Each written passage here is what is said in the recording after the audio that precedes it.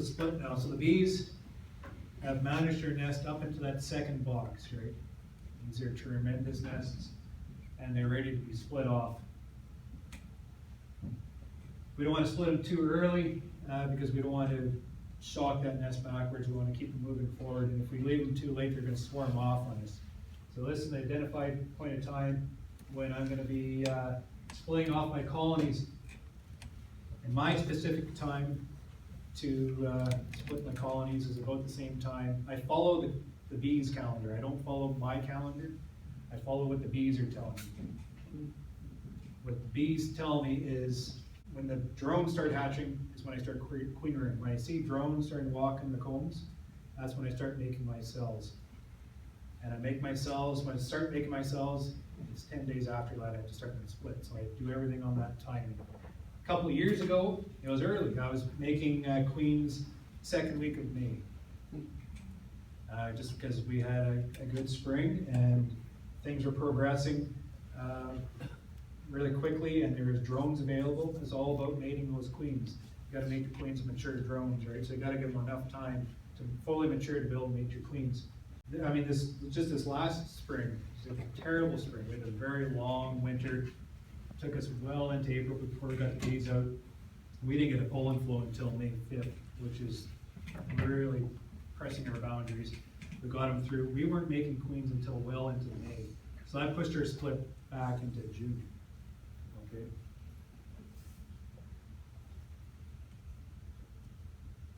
So right in here is our swarm season between May and just before July. I always call this our job as beekeepers. This is what we do: is we control our colony size, we manage the swarms, we manage the nest.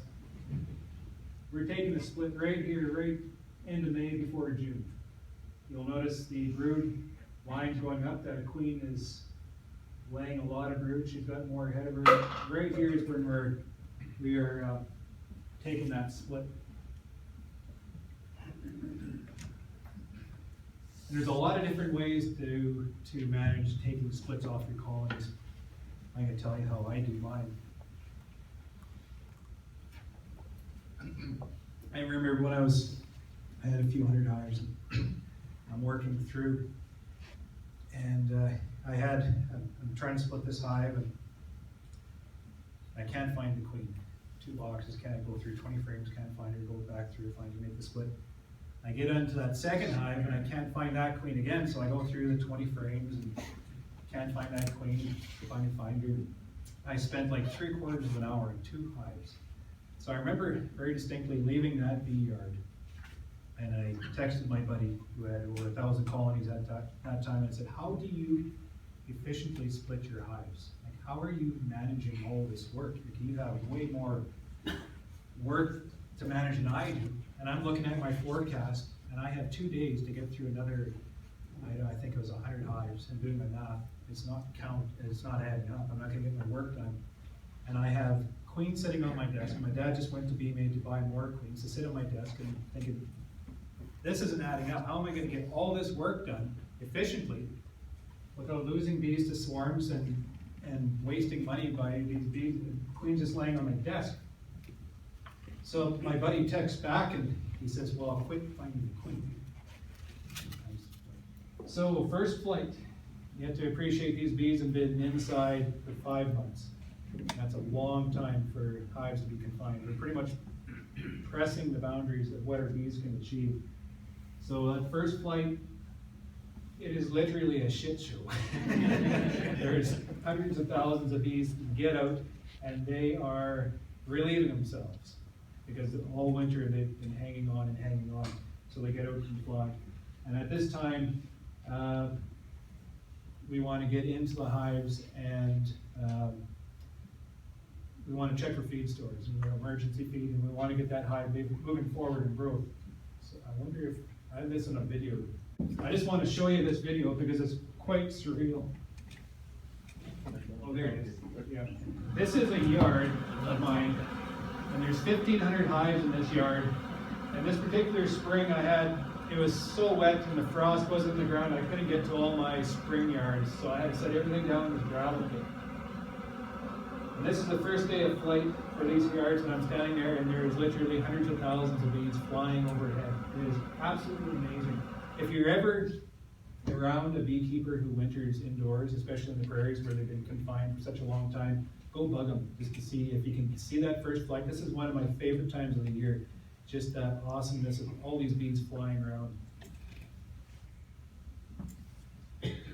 This is a graft. I'm not sure if any of you have seen this, but this was developed by Lloyd Harris. He's a beekeeper back in Manitoba, and Randy Oliver put it together like he does in a nice, neat little graft. And I just love this graft because I'll be referring back to it as I go here, because it just tells absolutely everything that's going on inside my hives throughout the year.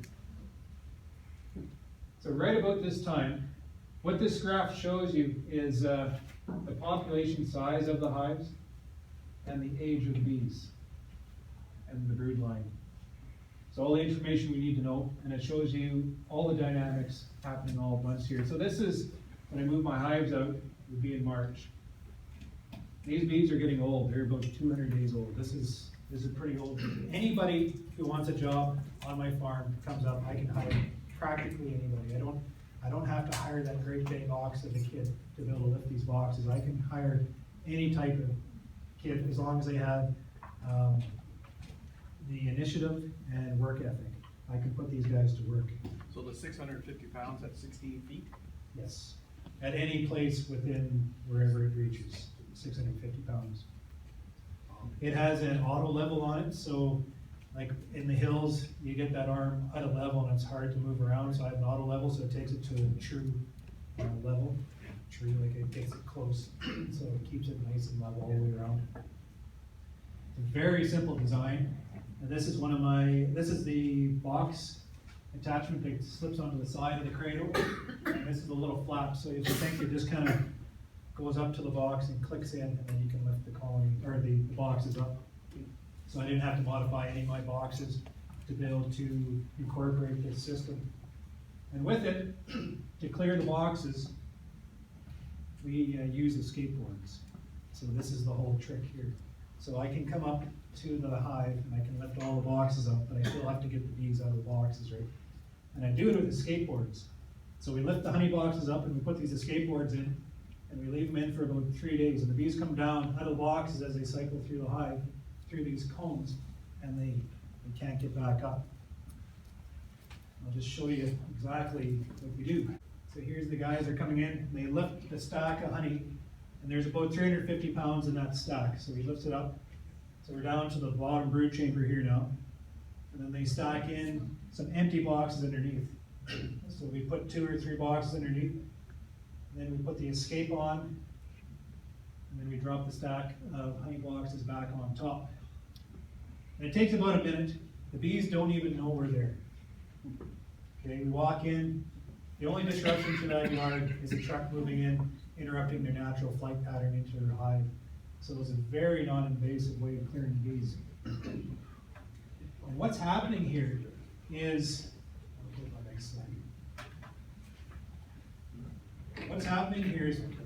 these bees naturally migrate, they circulate within that hive, okay? And they do that because these bees want to come down and they want to greet the queen. They want to get a good queen substance from the queen. They don't want to touch the queen, so they naturally want to do that. But the other behavior we're exploiting here is we're interrupting the whole cycle of the bees processing that honey. So the forager bees come in, they land on that doorstep, and they immediately drop their payload.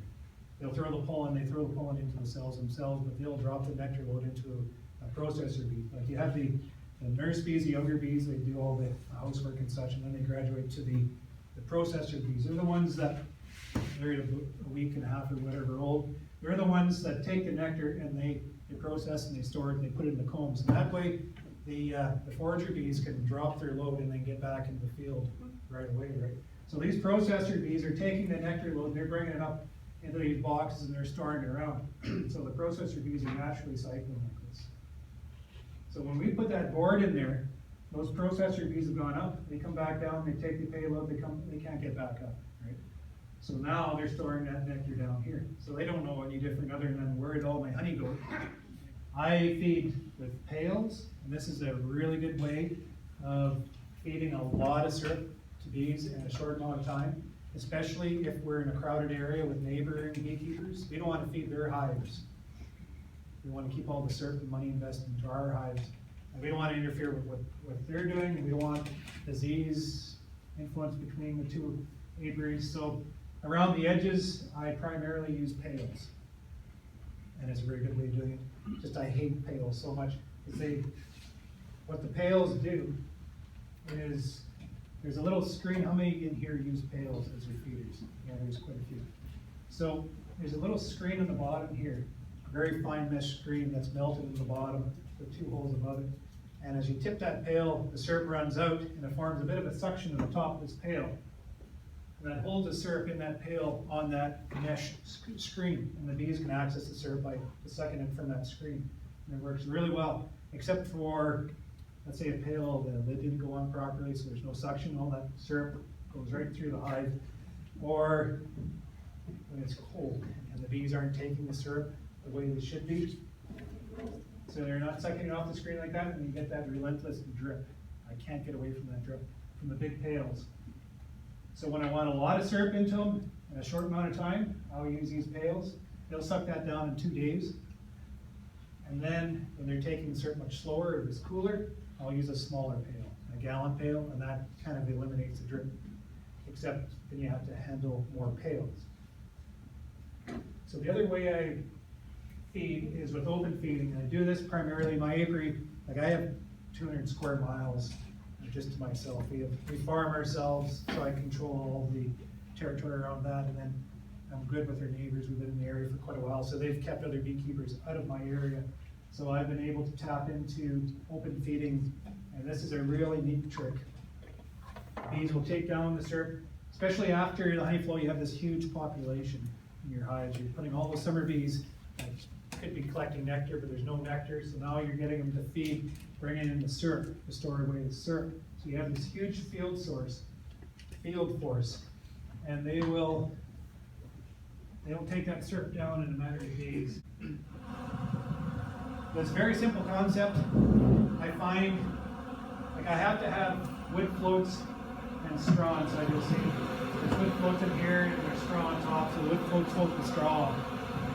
And what the bees will do is when they're feeding here, they get so excited they go down, they want that syrup so bad they'll push and shove, and they'll fight and to get that syrup, and they'll push each other down into the syrup. And then as they're drowning, they'll grab the guy above them and pull them down too, just like anything else is drowning. So if these aren't used properly, you get a layer of dead bees inside these feeders, and it's terrible. The way to get around that is to provide proper flotation like that, but also to leave a lot of surface area. So my rule is, I'm setting out one of these things for every 10 hives, and that seems to be a good number. So it gives them lots of surface area, so they have a lot of area to feed on. So there isn't as much of that pushing and shoving and grabbing and pulling.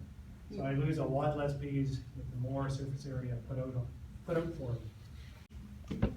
So we're looking at healthy bees. We need a balanced diet, like any other animal. We need a balanced diet. And pollen is our bees' primary source of nutrition.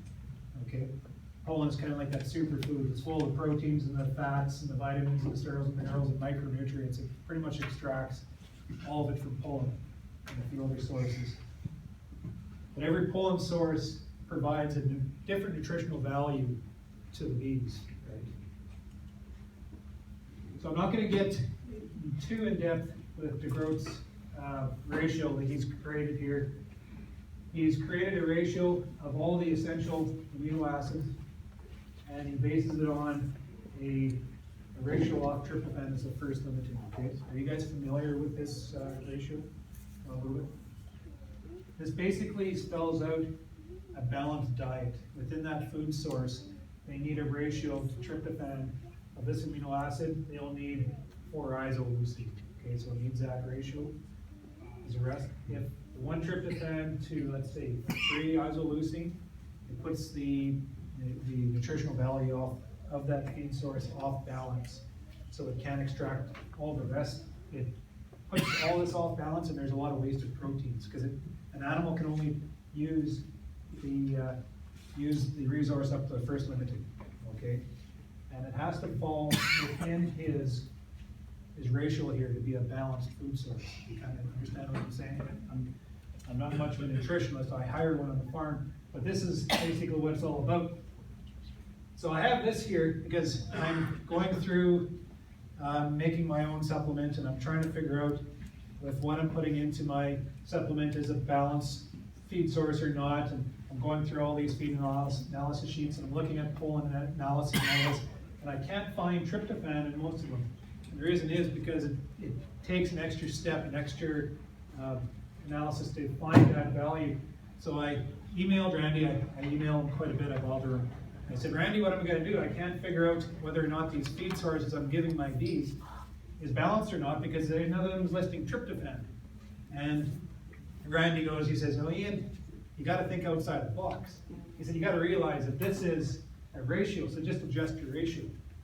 I said, well, I don't know how to do that. So he did it for me, but instead of using tryptophan, he used the first limiting as histidine, which is a very consistent, apparently consistent through all the feeds. So he used that one as the first limiting, and he created, and like Randy does, he tweaks things to make it more, to update it, and this is the ratio we come up with.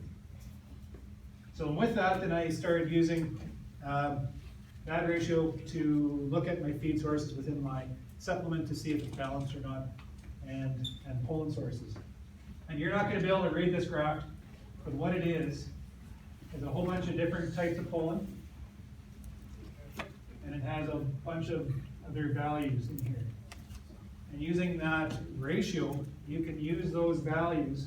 Using the ratio, you can figure out whether or not that pollen source is actually balanced with the bee's diet. So you run the numbers, and it shows you that poplar and willow and apple and clover and canola and alfalfa are all terrific feeds for a bee. They can live off that as a balanced food source for them. Okay? There's not a lot of wasted proteins off that. But it also tells you that you run into sunflower and dandelion, buckwheat and blueberry. I think you guys understand blueberry being nutritious.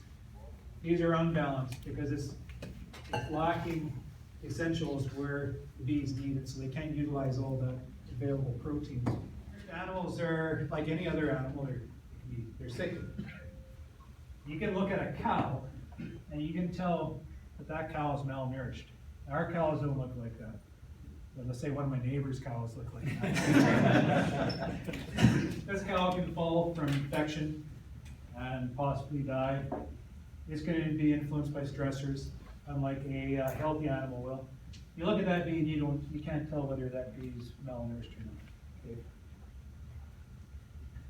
But malnourished bees, the same as any other sickly animal, will fall down from infection and other stress events, and we got lots of them. We have parasites, we have chemical exposures of beekeeper chemical exposure and farmer applied, viral infections, we have fungal infections, weather, just the variability of our weather systems, winter, terribly stressful for bees. All this influences on the health of our hives, ultimately will kill them.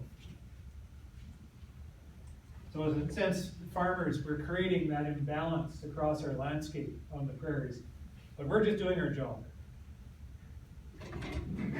We're feeding the world. And you have to appreciate that this is a business. Dollars and cents. And they dictate the day. They always have and they always will.